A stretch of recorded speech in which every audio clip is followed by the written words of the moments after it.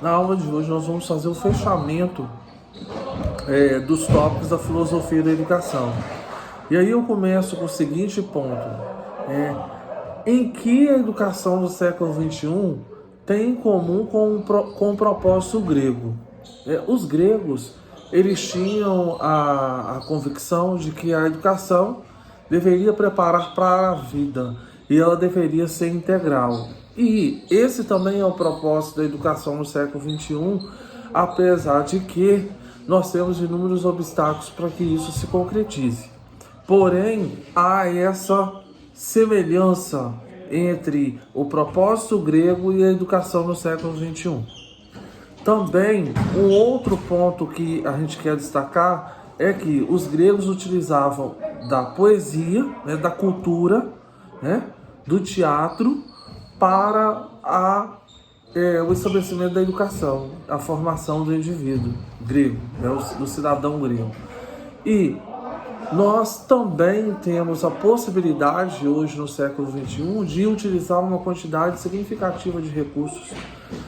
Então, nesse sentido, a educação, o propósito da educação no século XXI se aproxima muito do propósito da educação grega. Apesar de que nós temos inúmeros obstáculos para que isso realmente venha a ser ocorrer na íntegra. O segundo tópico, trazendo esse consolidado do que a gente já discutiu nas outras aulas, seria o seguinte questionamento: trabalhamos para uma educação integral? Eu volto a repetir, esse deveria ser o propósito.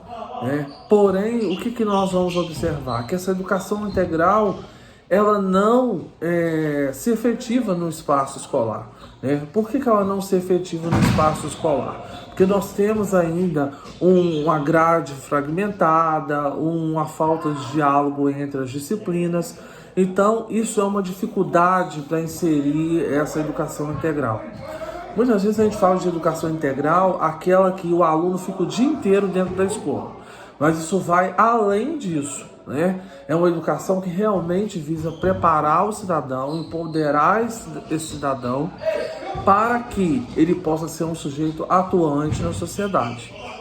E essa formação, ela veio condizer com a vida dele, com a realidade em qual ele vive, ou seja, ele consegue empregar tudo que ele aprendeu no espaço escolar. Então é muito importante a gente enfatizar o que seria essa educação integral. O terceiro tópico: empregamos recursos diferentes ou seguimos a padronização tradicional?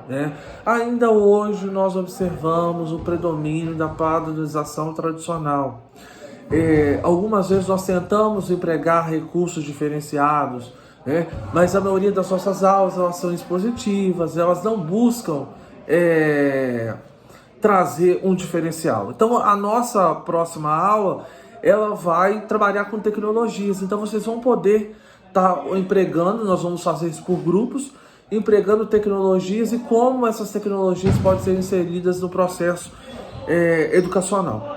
Então, nós vamos fazer uma aula prática, que iria acontecer na semana passada, mas que não teve como, ok? Porque vocês estavam assistindo palestra da semana acadêmica, mas nós vamos fazer na próxima aula.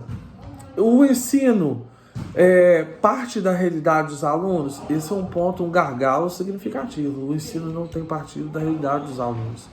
Então, se o ensino não parte da realidade dos alunos, ele não tem eficácia. Quando a educação ela trata de coisas do dia a dia dos nossos alunos, a eficácia é muito maior do que não tratar de questões e essas questões serem descontextualizadas. Por que o aluno está aprendendo isso e onde ele vai empregar?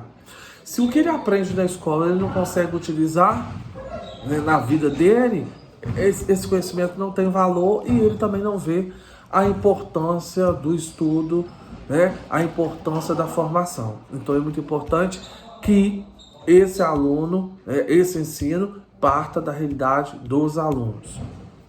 E aí, O que a gente pode aprender com os gregos? Simplesmente aquilo que é de mais importante. A formação integral do indivíduo, né? A busca do diálogo entre as disciplinas, a utilização de recursos diferenciados, aí no caso a cultura, a arte, né? Isso tudo pode contribuir no sentido de formação desse indivíduo integral e não somente em pensar no indivíduo que vai ficar o dia inteiro dentro da escola, né? A educação integral é mais do que ficar dentro da escola o dia inteiro. Então, a gente tem muito a aprender com os gregos.